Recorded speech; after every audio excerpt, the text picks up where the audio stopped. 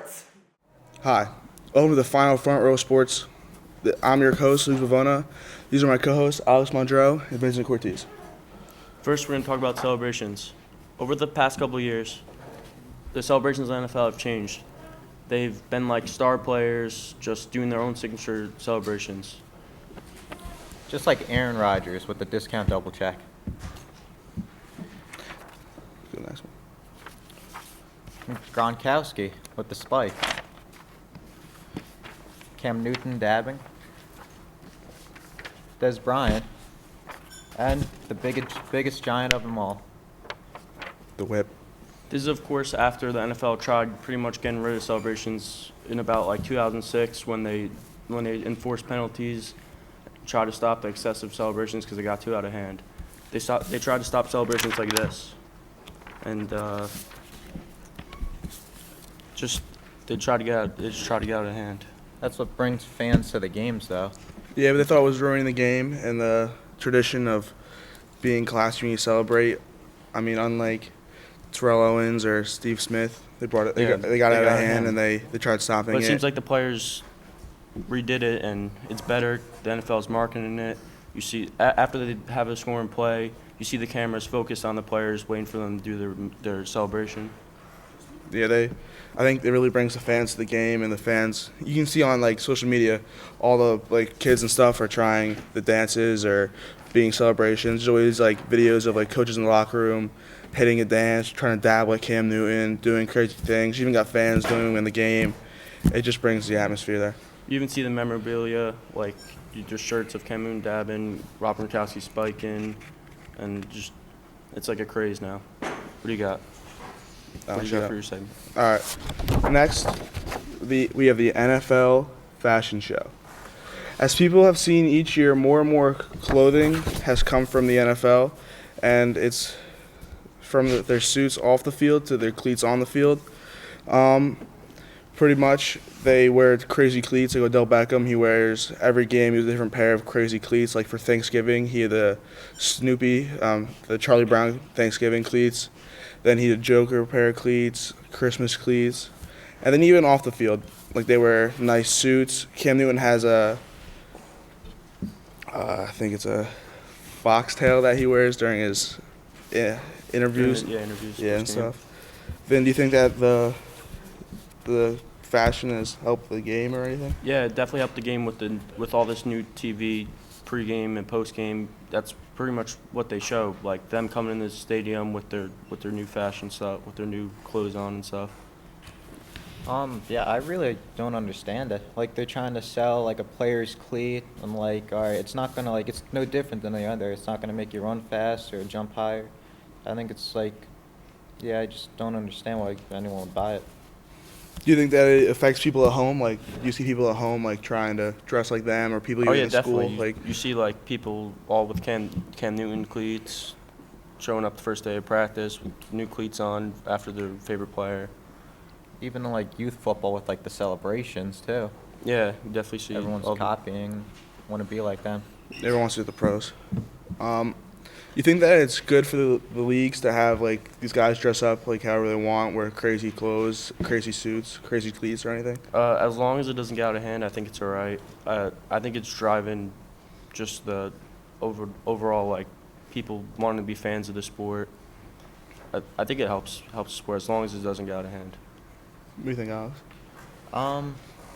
I guess I have to agree with you. Like the NFL is making money out of it, the fans love it, so there's really nothing to complain about. All right, you can go. What do you got, Alex? All right, well, we went through NFL fashion and celebrations. Now, let's talk about if the player's loyal. Like Cespedes, he's just signed a 3-year, $75 million contract, and when the Washington Nationals offered him a 5-year, $100 million. What do you guys think about that? I think, the Mets, he's trying to be loyal to his Mets fans. I think it was a good move by him. Like so many players are going where like they're offered the most money when like they could like really not like playing there. Yeah, I mean, they're all trying to make the most money for the rest of their lives. It's probably their only job that they could have their whole life if they spend their money correctly. So I can understand why they go for the money. But, I mean, being loyal to your fans, people that support you, would probably be the way to go. But, I mean, if you're trying to live off that, go where the money is. But if you go to a team where they give you the money, if you don't perform, they're going to, like, get rid of you anyway. Yeah, that is true. I do understand that. Then what's your take on the money? I think Cespedes just had like such a great fall, and I think he just liked it so much, loved New York. I think he just wanted to come back, and it's so easy to market yourself in New York too because it's such a big market. There's been rumors going around that, like, he's not, like, a good person in, like, the clubhouse and stuff. So what do you guys think about that? Like, he's loyal. He's still, like, loyal. He wants to come back, but what if, like, what do you think the other players are thinking about? They're probably, I mean, if he's not like a good like clubhouse guy, they're probably not too happy about it. But, I mean, they probably can live with it. I mean, you always have guys on the team you don't like, and you just deal with it. Right. I mean, you're all playing the same sport, trying to do the same thing. But if you don't like each other, it's gonna affect your game a little bit, but it's not gonna harm you to the point where you're gonna do awful. Yeah, I just wish, like, other players could be like that. Like, play for, like, the love of the game, not, like, for the love of the money. Yeah, I agree with that. That's all. All right. Well, up next we have Choice with "Gotta Go, Bro." Thanks, Lucas. I'm here with my friend / co-host Nick Clarko, and we're going to talk about players in the NFL that gotta go. What I mean by this is they have to retire. So the first player I have in mind is top 5 quarterback of all time, Peyton Manning. Okay. Yeah. 2015, 39 touchdowns, 15 interceptions, 4,000 plus yards in the air. This year, 9 touchdowns, 17 interceptions, and only 2,000 yards in the air. Nick, what do you think about It's this? just embarrassing for your last year, even though they're going to the Super Bowl. I mean, you're a premier quarterback. You got to produce. You don't want to put in Brock Osweiler out of hopes and seasons, even though he did a pretty well job. Do you think if he wins the Super Bowl, he should come back? Absolutely not. You go out with Go a bang. out with a bang? Go out with a bang. All right. The next player I got is fan favorite, big Vince Wilfork. There we go. The big 6'2", 345-pound defensive tackle, gained 30 pounds from last season to this season. How do you gain 30 pounds? Do you think this is a problem and he needs It to is. go? I mean, they got a young. At age 36, he's the backup defensive tackle, and he played only 31% of snaps this year. I know. They got a young defensive line in Houston, and they got J.J. Watt and Jadeveon Clowney. I mean, Do you think it's a waste of money for the Texans to keep him? Absolutely. It's time for him to hang up the shoes. I think he needs to retire. Hang him up. The next person, Fred Jackson. Oof. A veteran in the league, 34 years old, Gotta go. only rushed for 100 yards this year. Busy backfield. I don't think he's going to make the cut. You I think Thomas Schold. I think he Thomas retires Schold before he gets showed. cut. He showed. You know, go out a bang. Yeah. Didn't make a good playoff run in Seattle, so I mean, I think it's time for him to go. time to say goodbye-bye. All right, future Hall of Famer, probably the best kicker of all time, Adam Vinatieri. 42 years old, but did have the worst field goal percentage this year in his career. What do you think about Big Adam? I mean, even though they play half their games kicking in a dome, you shouldn't have the worst field Started goal percentage. one for 4 in the Come season on, man. from long range. Gotta go, bro. Makes most money as a kicker, though. Do you think he should stay? Absolutely not. No. He's got Retire? enough money anyway. He'll be 43. I mean, oldest old. player ever to play was George Blonde at, I think, 40, 44, 45. So That's old. I don't think he's going to break his record. All right, a young guy that I think needs to go. Vernon Davis. No. Absolutely not. No. Should retire or no? No. Keep him? Go to a different team. Go to a different team. He is the backup in Denver behind Owen Daniels. Only 395 yards, career low this year.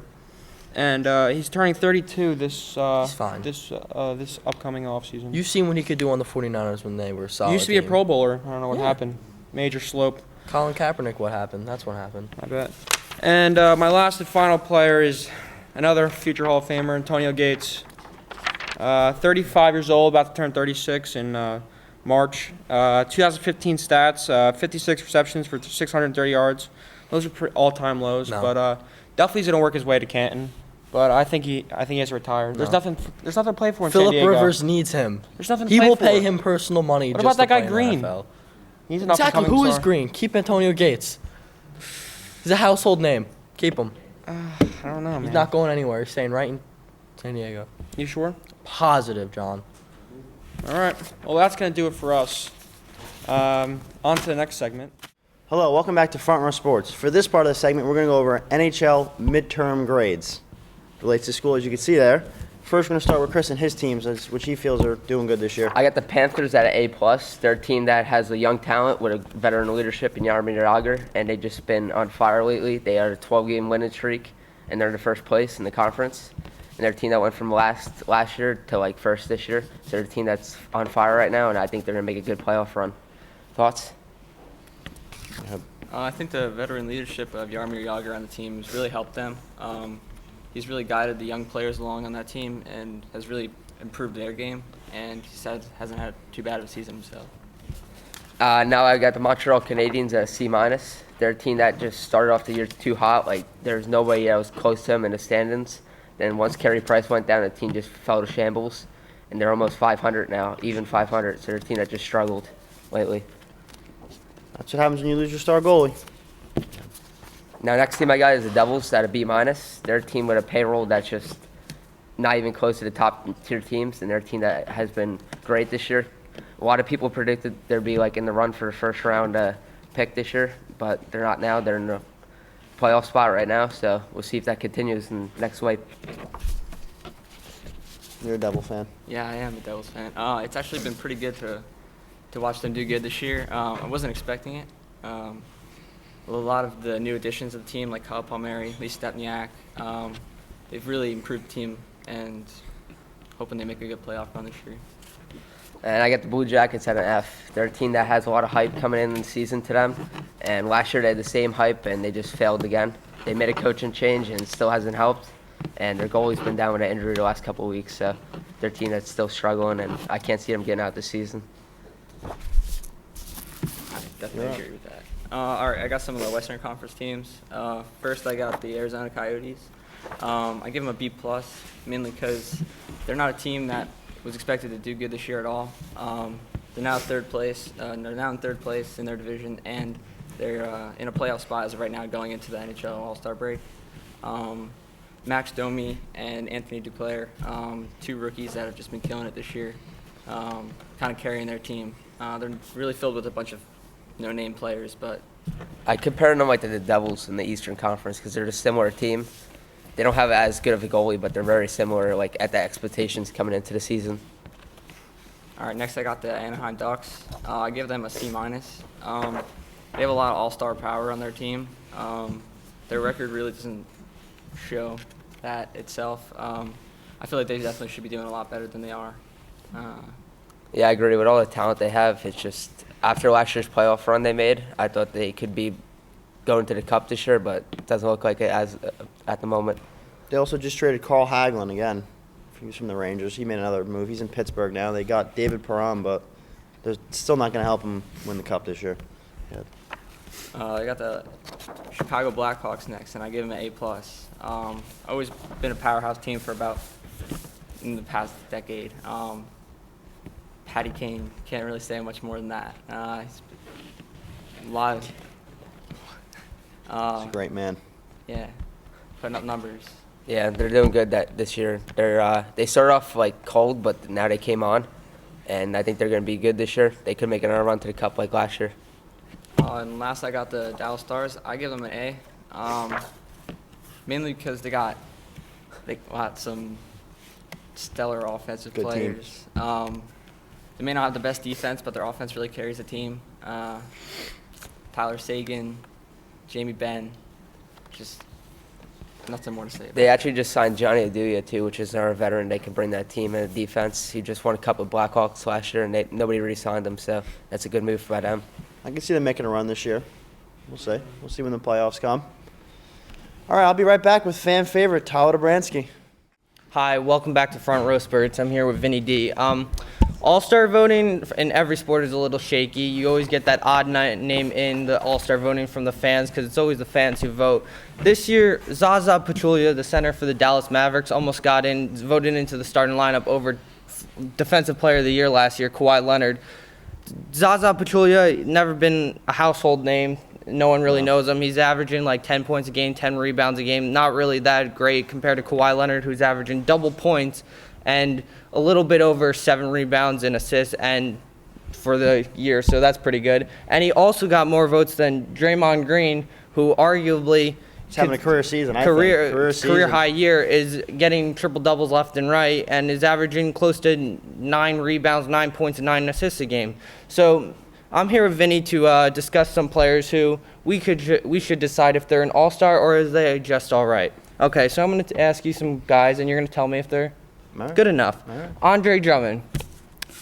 He's averaging 18 points a game, All-star. 16 rebounds a game, and 2 blocks a game. Why is he an all-star, Vin? He's a big man in the paint. He's dominating the game. But he missed Look at those rebounds per game, 15. he missed 20 free throws. Oh, come on, please. Free throws, throws, they're everything. He's a big player, though. He's a big man. He's a big man in the paint that plays hard. He's a big man. Okay. He's an all-star in my book. Should be on the team. What about DeMarcus Cousins? Just came off of a career-high 56 points in a game. The Boogie Monster, I got to give him the all-star. Boogie Cousins. I got to give him the all-star vote here. He's top 5 in scoring, 26 points a game, 12 rebounds a game, and also averaging 2 blocks. The so owner feels, I can put that in. The owner feels as if he's a top 5 center in the league. I'm going to have to give him the all-star, too. All right. Yeah, there you go. All-star. All right. How about this? You like the Bucks. Bucks are back. How about Giannis Antetokounmpo? I'll give him the vote, baby. Give him the all-star vote. Let him go to the game. The Bucks haven't had an all-star since 2003. You know who that all-star was? Who was it? John Red. Who's John Red? I don't know John Red. Who is Giannis Antetokounmpo? He's the not Greek freak, baby. He's Let him averaging in the 16 game. points a game. He's 6'11" and he only averages 4 rebounds. Fear the deer.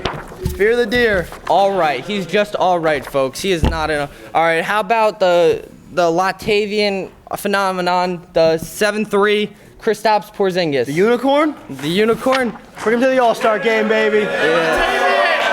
Him and Carmelo Anthony are the reason why the Knicks are the position they are in this year. Everyone when he was drafted was a little shaky. Everyone was like kids were crying at the draft about him. Questioning the selection. They wanted Emmanuel Mudiay, who is doing not that well. Kristaps is averaging close to a double-double with 14 points and 9.6 rebounds a game, so you can round that off to 10 double-double. I would send him to the All-Star game, to be honest with you. Yeah, I would. All right. Next up, Damian Lillard. You have so many good guards in the league, it's hard to select the right ones. So Damian Lillard, he's averaging 25 a game, 8 assists, and 5 rebounds. How do you feel about him? He's all right in my book. What? So you... I don't know. I just don't see him. I just don't see him making the All-Star game this year. Why is that, He lost his star center, LaMarcus Aldridge. And he also has to play in the backcourt with C.J. McCollum. And they're actually, for 2 backcourt guards, they're top 5 in the league in averaging points in the backcourt. But he's been, with the team he's had, he's not been doing a bad job. I know he's been hurt, but I love him. I'm going to have to go. He loves him. All-Star.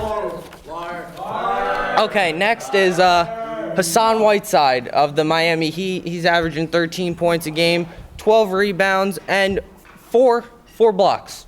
How do you feel about him? All right.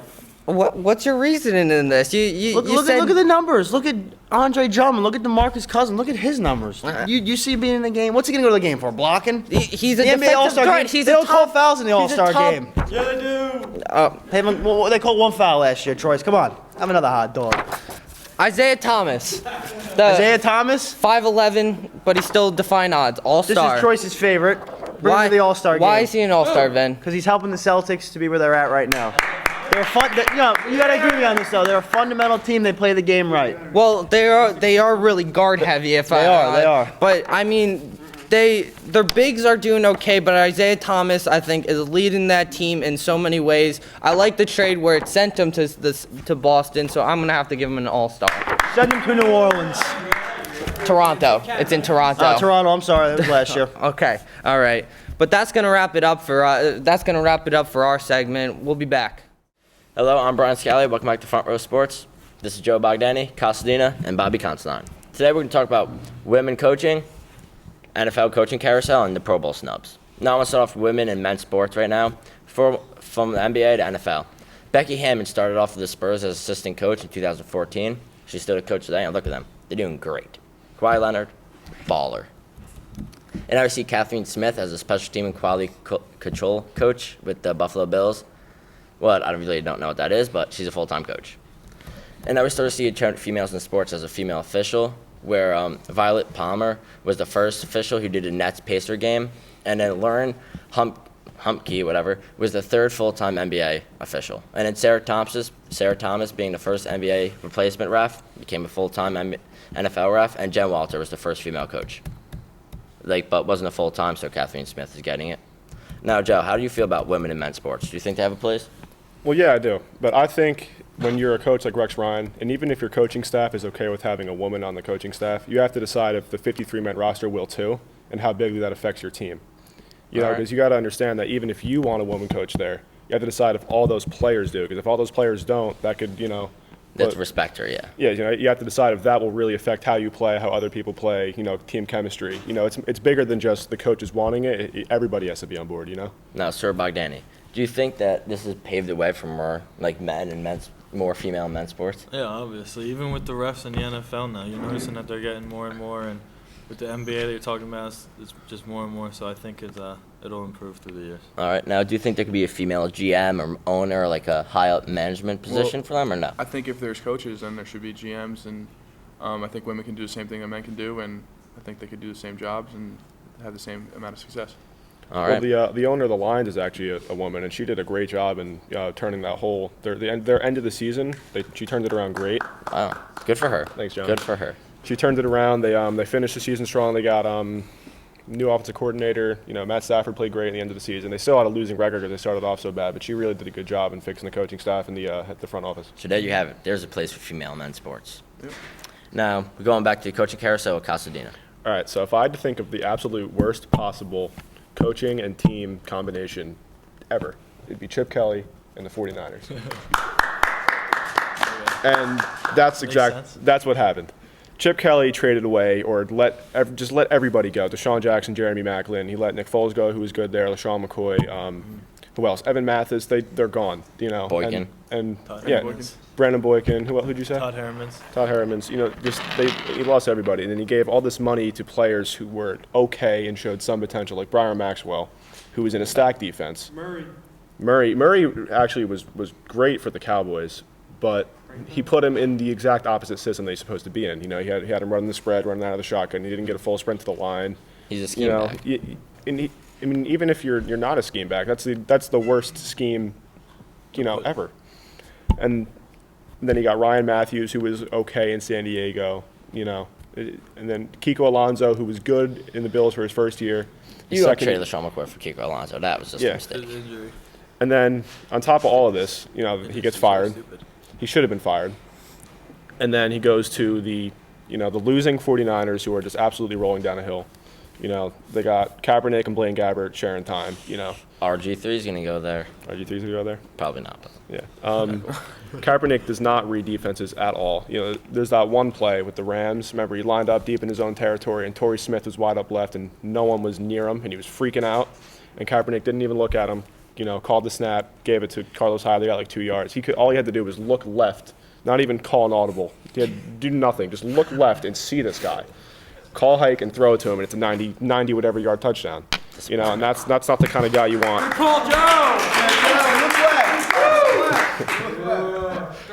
That's not the kind of guy you want running your offense. And Chip Kelly's offense is predetermined. This is where you're going. This is where you're going. It's predetermined what you're going to do. So when a defense blocks that first hot read, he's not going to be able to make it to the second read, and that's why he's going to throw a lot of picks. It's not going to be a good year for them.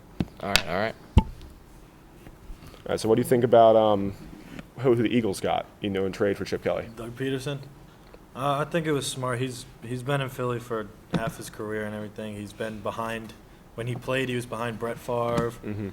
He's a Philly guy. A bunch of legends. He helped train Derek Carr. He did a bunch of stuff. So I think he'll be a great head coach. He's already making good decisions by signing Zach Ertz to a 5-year, $43 million contract. He is a good tight end. Brent Selleck to a 3-year. I think he's making smart decisions so far, and I'm excited to see what he does in the future. What do you think? I think that probably Andy Reid has something to do with this. Probably, told Peterson that this would probably be a good idea for him to come to Philadelphia and set up the system that he wanted. And as long as he can figure out the quarterback situation, I think the Eagles will be fine next year. There's two things I don't like about this hiring, though. What is that? Everybody knows how the Chiefs went on an 11-game win streak. Started off 1-5, and then they went 11-5, and then won a first playoff game. Because Alex Smith's a goat. You think it's because of Alex Smith, right? Greatest of all time. The reason that they won games is their defense. On that 11-game win streak, they gave up 13 points per game. Were first in turnovers. But they missed people. Tom Holly was hurt for some games. Yeah, but they still look at the stats. 13 points per game and number 1 in turnovers with that span. All right. Yeah. All right. That's a good point. Their defense is why they won games, and I think the Eagles gave too much credit to Doug Peterson for that win streak. Now, granted, he did do a good job. Alex Smith played great. He lost Jamal Charles, and he found those 2 rookie running backs. Had a complete turnaround in reception. Yeah, but I still think that their defense was the reason why they won games. And Tom Holly, though, he's an all-star, just insane. Yeah, he's in the Pro Bowl. linebacker. Justin Houston was in the Pro Bowl, but he was hurt. He opted out. Eric Berry, comeback player of the year. Eric Berry, that's a good story. I think the defense is why they won games, and they gave too much credit to Doug Peterson. And then my second reason is that 3 years ago they fire Andy Reid, and then 3 years later they hire Andy Reid's understudy. Do you want this guy's system or not? Do you want his coaching style or not? Yeah. They missed the It's like, why get rid of Andy Reid in the first place? Yeah, exactly. You're hiring a younger version of Andy Reid. Yep. Now to the Pro Bowl snubs. With these 2 big guys. Start with AFC. All right, we'll start with the AFC. First one I got is Derek Johnson. Big part of the Chiefs defense, made huge plays on that 11-game win streak. 116 tackles, 4 sacks, 2 interceptions. Definitely a Pro Bowler. Got snubbed. Second, I got Gary Barnidge, tight end, Cleveland. Put up good numbers with 3 mediocre quarterbacks, 9 TDs, 79 receptions, 1,043 yards in total.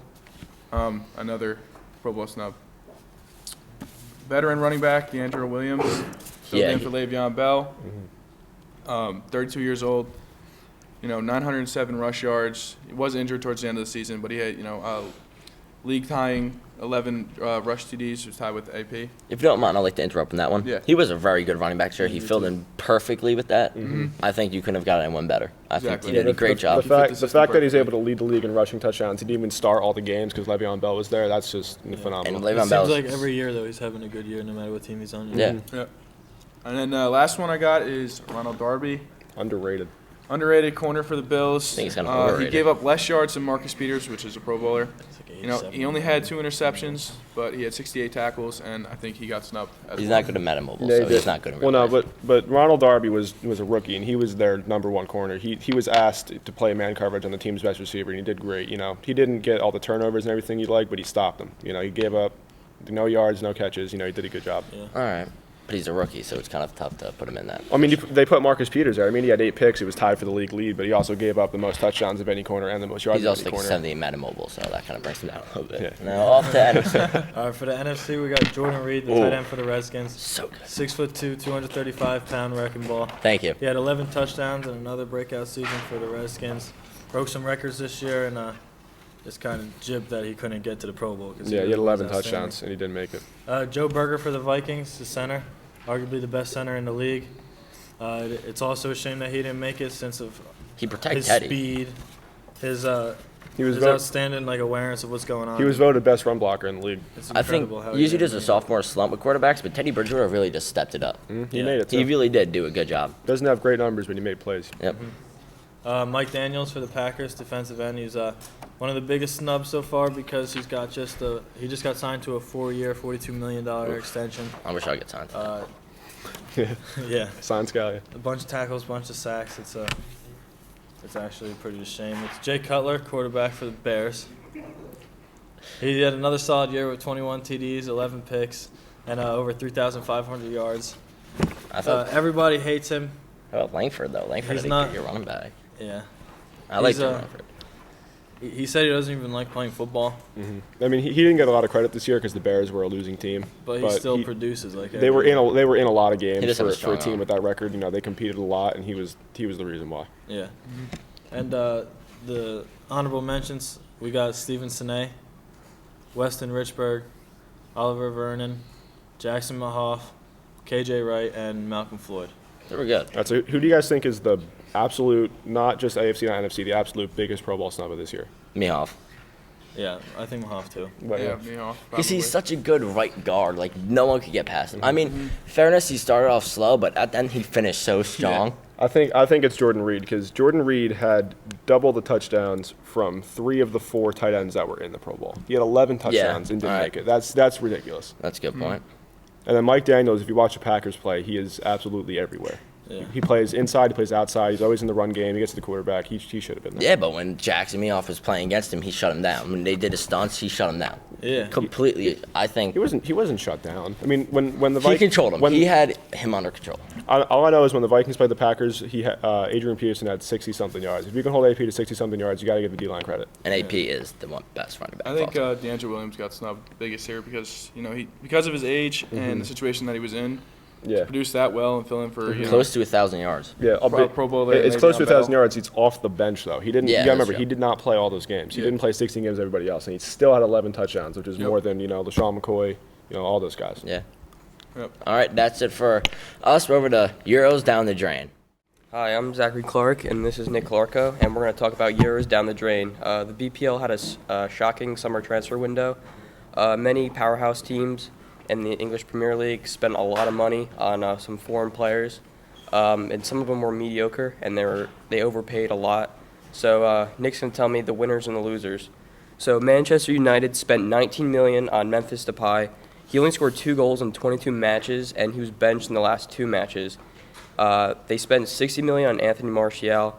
He was the most expensive transfer in the BPL season. He's only 19 years old, and he scored 5 goals in 22 matches. So do you think Manchester United paid too much for those 2 players? I think they paid too much for Memphis Depay. I mean, even though he's young and he can't go any more downside than this. He has total upside, and Anthony Martial started off hot, and it got Manchester United fans really excited about him. So I see them. I don't think they're a loser. I mean, they're going to be one of the biggest winners in the BPL, in the future. Yeah, I agree. They're a young team, and they still have Wayne Rooney, who's still a good captain, but they're going to have to look for Anthony Martial in the future. So next is Chelsea, a London powerhouse. They acquired 2 attackers, Radamel Falcao, that he cost $300,000 a week, and Pedro, who cost $22 million, and they only have a combined 3 goals and 2 assists in 20 games. So that's just a joke. That's awful. To be on top of the table last year in the BPL, and to be near the bottom right now, and to spend all their money on Falcao, I think it was just a joke for them, and just them as a business themselves. I mean, Jose Mourinho tried to do the best he could with it, and he just didn't prove anything. And the BPL is looking shaky with Chelsea right now. Yeah, I mean, they have an old team, and by signing 2 players who are over the age of 30 is just not a good move at all. Mm-hmm. And lastly, Manchester City, they spent the most money out of all the BPL teams, and they signed Kevin De Bruyne for $54 million. He has the second most assists in the league with adding 5 goals. They also signed Raheem Sterling for $49 million, who scored 5 goals with 2 assists, and they also spent $8 million on Fabian Delph, who only scored 1 goal in 10 appearances.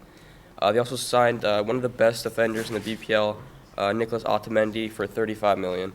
So, I personally think they're the biggest winners out of these 3 teams. I mean, Kevin De Bruyne he was worth every single euro that they spent on him. Mm-hmm. The only one I didn't like was Fabian Delph. He doesn't even play. He barely plays. And you've seen what Raheem Sterling could do with Liverpool in the Premier League, and he could do it in the Premier League again with Man City. And Otamendi is a solid defender, and I think he will be worth it in the long run. Yep, so I can see Man City winning the league this year, and they just have a really young team that could be, powerful for the next 5 years. So that wraps it up for Euros down the drain. And now we're going to switch it over to basketball. We're going to talk about the no-names of the Western Conference and teams that no one talks about. And let's talk about the Western Conference. Mine's discussing about how good the Golden State Warriors are. You go on ESPN, you see all over that the Golden State Warriors won another game.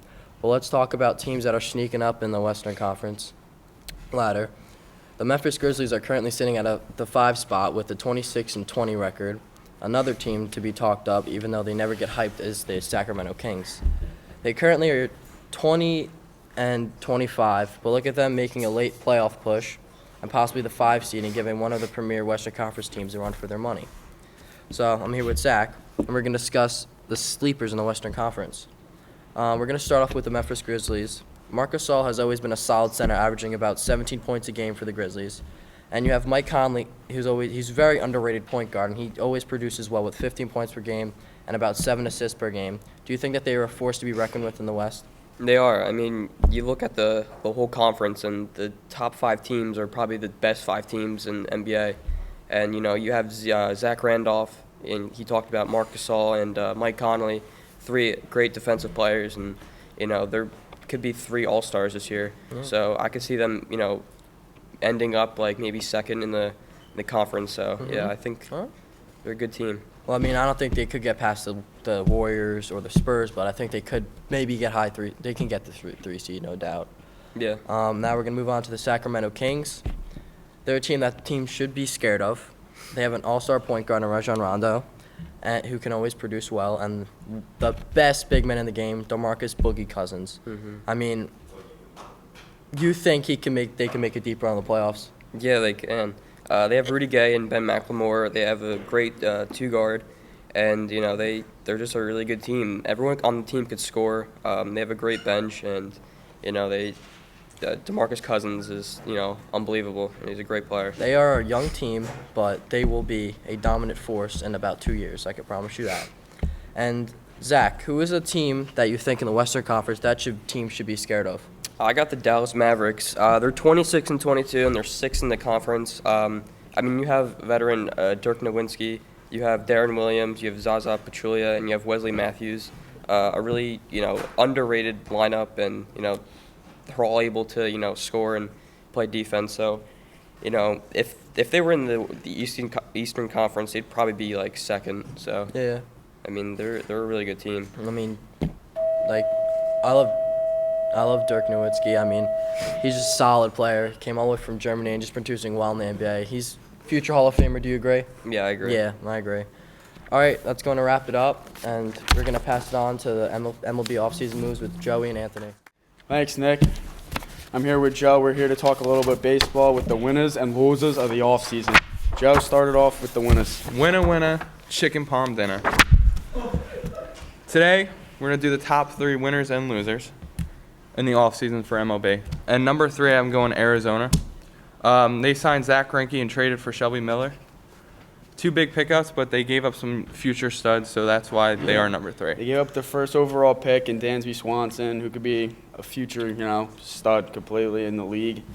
And Ciarte, who's a 300 hitter, solid defender, stole 19 bags, only struck out about 40 times last year. And Aaron Blair is supposed to be a pretty good right-hander.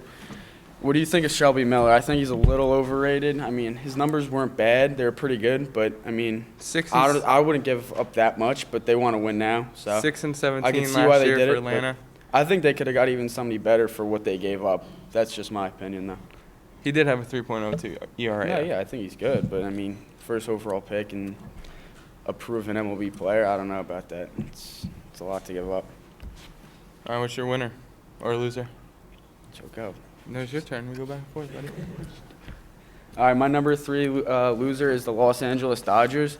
Yeah, they signed some people, but they also tried trading for Chapman, signing Iwakuma, and that both fell through with the domestic violence and the physical. And they also lost Zach Greinke to an in-division team, which I think is going to hurt them in the long run, definitely, because he's a top 3 pitcher in the MLB right now. So what do you think about that? Would you put them in top 3 Yes, losers? I think the Los Angeles Dodgers, time is up. You got to win this year. Whoa. You got to win this year. Up? Do you see their future? The time is up. They got to win this year. Peterson, It's over. Urias, come on, dude. Come on. They got to win this on. year. All right. Come My on. number 2 winner is the Cubs and Lackey. They signed Lackey for basically nothing. He's a good number 3 or 4 in the rotation. And also, I like them picking up Zobrist. Not the best. Zobrist?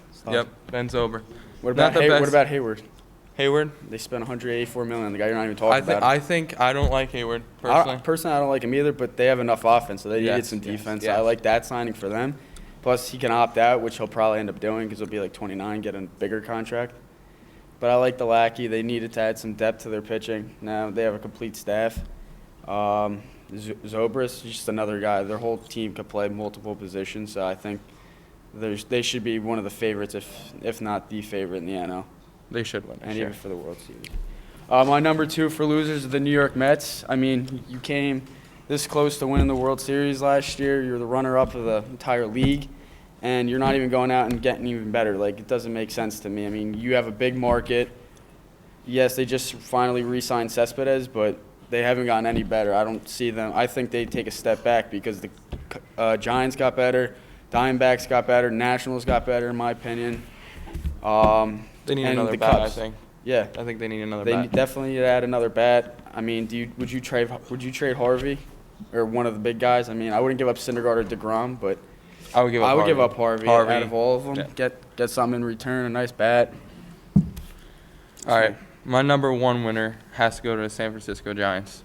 They signed Cueto to a 6-year, $130 million, and Samardzija to a 5-year, $90 million. Samardzija. They also added Denard Span. He's pretty solid too. But Samardzija had an off year last year, but I think he can bounce back. He was one of the worst pitchers, but I think he has the potential to be a number 1, and he's going to be pitching as a 3, so that's even going to help him even more, and in a pitcher's park. So, I mean, the Giants, their pitching was real bad last year, so I think this is going to help them a lot. Now that the Dodgers took a little bit of a step back, that division's up for grabs, and the NL's up for grabs. But I do like them and the Cubs, in my opinion. I do really like Cueto, 6-year, $130 Yeah, I million. like that signing. He could opt out, so that could help him too. He's only 29 years old, and he can throw really hard. I like a hard throwing righty. All right. And my number 1 losers is Cincinnati Reds. Yes, they are in a transition period, but they traded Chapman and Frazier and got no future stars. It made no sense. The Yankees literally got Chapman for nothing. Stole him. They literally stole him. Now they have the best bullpen. The Reds should just, I don't even know. That was just terrible. What do you think about everything they've done so far? I think Aroldis Chapman was a big part of their bullpen. They could have got rid of him 2 years ago and got so much more, and they just waited and waited. And that's a good pickup for the Yankees. Now their future's done for probably the next 10 years. They're going to be a real bad team. All right, so that wraps it up for your MLB offseason. Winners and losers. Winners and losers. See us next time. We're gonna bring it up to O'Sullivan and Merman. Eat another hot dog. Have a nice day. Welcome back to Front Row Sports. I'm Mr. Merman here along with Mr. O'Sullivan, and we are going to do a couple of quick segments to wrap things up today. First of all, Mr. O, does laughter have a place in sports? I was watching some Carolina Panthers highlights this morning, and I just started laughing, watching how much fun they're having on the field. It doesn't have a place in sports. Laughter does not have a place in sports because laughter means that the game is a blowout, or laughter means that the players don't have any class, and they're trying to show up their opponent, and it doesn't have a place in sports. Well, I'm not going to necessarily disagree with you there with the showing up the opponent and the stuff that they do, like with taking selfies on the sidelines and stuff like that. I don't believe that has a place. But I think no matter what, it's a kid's game. You got to have fun with it, you know?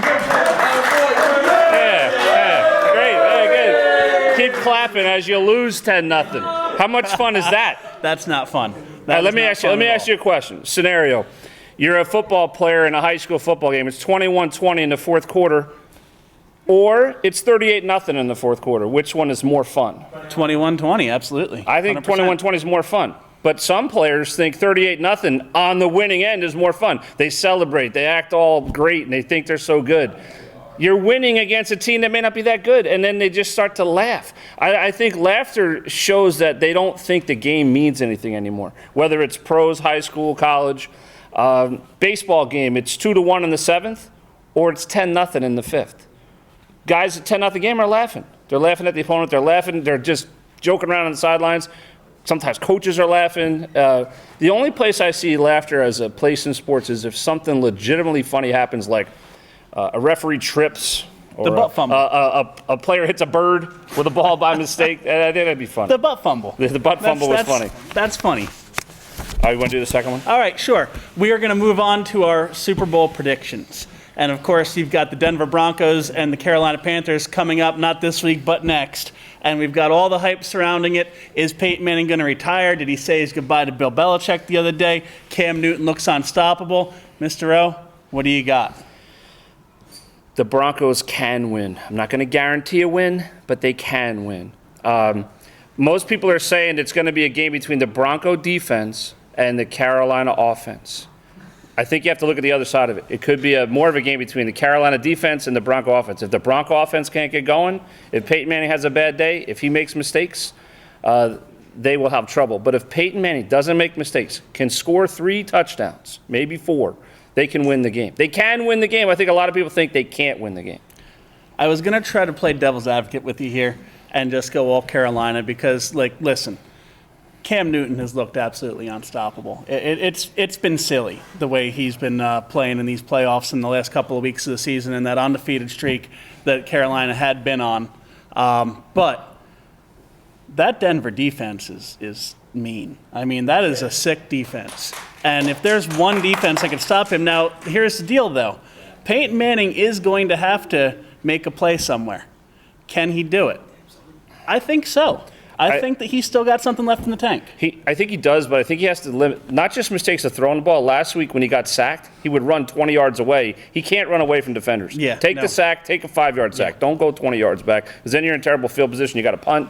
I just don't think that he has the ability to elude guys anymore. The Denver Broncos have been in this situation before years and years back, and I know the past doesn't matter as much, but Terrell Davis really was the one that carried John Elway to those 2 Super Bowls. Right now, you've got the Denver defense that could potentially carry Peyton Manning, but you take a look at as much Terrell Davis as you got in those Denver Super Bowls, right? You still had John Elway making that one big play, the spin helicopter play against the Green Bay Packers, the passes that he pulled off in the second Super Bowl. I mean, Peyton Manning is going to have to do something. He's maybe the greatest game manager. He's like another coach on the field. All right, but he's going to have to do a little bit more than manage the game to be able to beat the Carolina Panthers, in my opinion.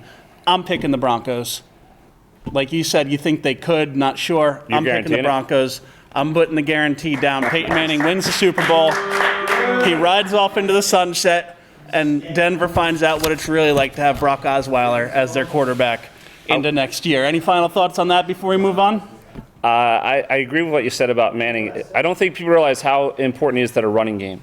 And I've heard people say in our sports classes and other places that Peyton's not going to win. If the Broncos win, it's not Peyton. It is. The quarterback gets the win just like the team gets the win. They look at quarterback. If he starts and they win the game, he gets the win. If he only throws 1 touchdown, that doesn't matter if he still wins. Take a look at the game when he came back in for Brock Osweiler. That first drive, 1 pass. Everything was all about the run game there, and it was all about the way he managed the game. And like I said, that's why he's the best game manager, I think, of all time.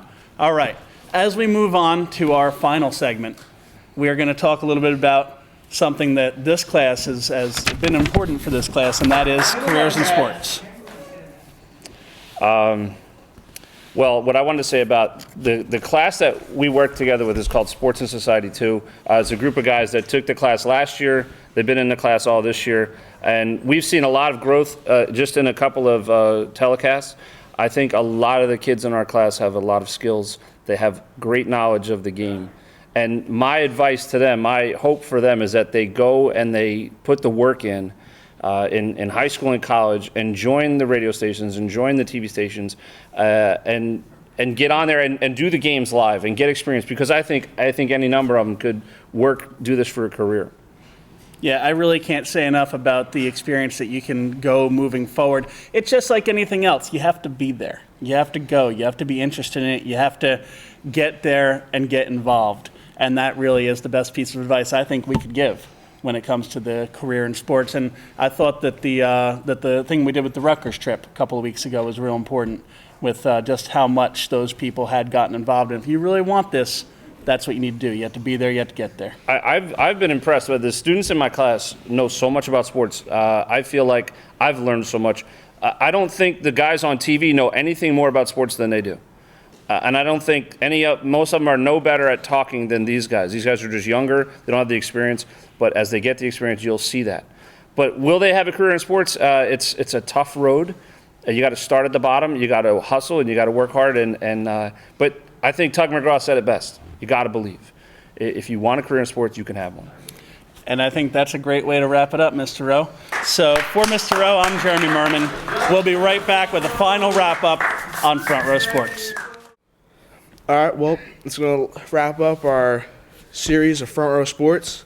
It's been a good time. Thanks to Sully and Mr. Merman. That's going to wrap it up. Sully, Sully, Sully.